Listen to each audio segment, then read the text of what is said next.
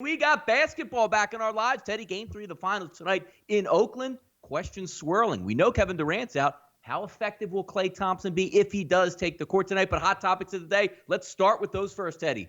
The Marlins, 16 runs versus the Brewers. Teddy, they gave up 0. 3 straight games with 9 runs or more. The team we laughed at, we joked at. They can't get base hits. Teddy scoring in bunches. Yeah. The Marlins have flown over the total by themselves in each of the last 3 ball games. Look, they're 12-5 after a 10-31 start, making money for everyone who's been backing them. First baseman, Garrett Cooper. Well, first baseman outfielder, Garrett Cooper. Quote, "We've been playing well the last couple of weeks, and it's not just one guy doing everything. It's been the pitching. It's been the defense. Guys 1 through 9 driving in runs. If you've been riding Miami during this stretch, you've made a whole lot of money." And the comments coming out of that locker room indicate that's a confident bunch despite their early season struggles. Hey, Teddy, talk about a little bit of upsets here. You know, we like to get that big ticket in our back pocket. Yesterday, one of the games we did preview was those Washington Nationals, with Strasburg favored by about minus 270 yesterday. Well, how about this? So, you know what? I'm going to take a flyer on a dog with the White Sox. You're sitting pretty, Teddy. You got 5 runs on the board, 5-0, and say, you know what? I'm going to keep this one. Even if you had the first 5 innings, you said, I got a 5-run lead. Teddy, you lost them both in Washington yesterday as they come back with 9 unanswered. Yeah, I mean, last night was a pretty good night for some of the big dogs. You know, we talked about Miami a minute ago. Philly as a dog. Toronto is a big dog. Detroit as a big dog. Baltimore as a dog. The White Sox, not so much, unfortunately. And yeah, you get 5 off Strasburg and you don't even cover the first 5 line. That's a tough beat, but it also speaks volumes about how much better that Nationals lineup has been since they've gotten healthy. Washington scoring runs in bunches right now. Before, Strasburg gave up 5. Nats are losing. Not so in June. This is a hot lineup. Bettors should be aware. Yeah, Teddy, how are we going to – I mean, look, let's take a look at that White Sox lineup, right? You do. You get 5 off Strasburg, who's been amazing this year. And then you say, you know what? We got 5 already through 2 innings. Imagine the damage we're going to do on this bullpen of the Washington Nationals. They get nothing. And how about yesterday? You talked about the one dog there with the Baltimore Orioles. Taking that nice, easy cruise. If you're hey, look, man, 9th inning, let's get a couple outs. Let's get out of here. What a nail biter that ended up being in a 12-11 final, but nevertheless did take down the winning number. Let's take a look at a little bit of NFL action. One of those teams, Teddy, that doesn't get a lot of play, and probably for good reason. 2019 NFL season team preview today on that betting show is the Cincinnati Bengals.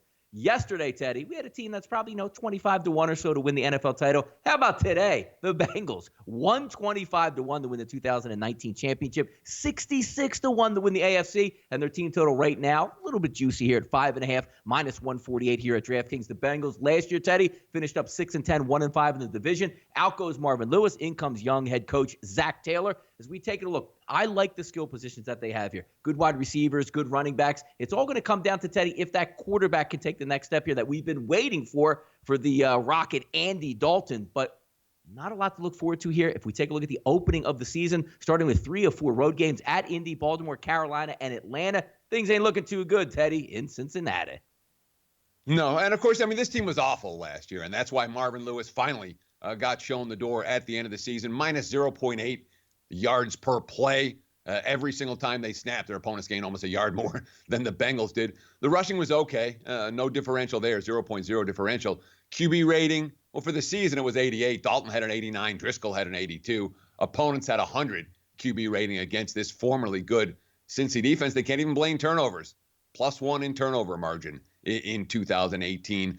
One thing is notably different besides the head coach. Last year, one of the top 5 toughest schedules in the NFL. They played a lot of the wrong teams at the wrong times. This year, on paper, based on this year's season win total, the schedule is notably easier, right around the league average. So you talked about Marvin Lewis finally getting shown the door. And now we have Zach Taylor, the Sean McVay disciple. He's only ever called plays for one 5-game stretch in Miami. Dolphins averaged 17 points per game during that span. So a guy who, we like his brain. We haven't seen the results. Okay, you look at some of the other hires, what they've done, because this is a big offseason coaching purge. Now we have Callahan Jr., coming from Bill Callahan's son from Washington, who was the former Raider head coach. He's the 3rd offense coordinator in the last 3 years for Andy Dalton. First time OC. We have a first-time defense coordinator in Lou Anarumo. Sorry. He was a DB back coach for the Giants last year, and before that, he was a DB backs coach in Miami. So young head coach, young OC, DC, all first-timers. That may be an issue. All right. You look at the offseason acquisitions, and look, you bring in a handful of offensive linemen, and look, they need help on the offensive line. Handful of defensive linemen, not a lot of sexy moves. They lose Vontaze Burfict, Michael Johnson, two guys who matter. You draft Jonah Williams in the first round, Drew Sample after that.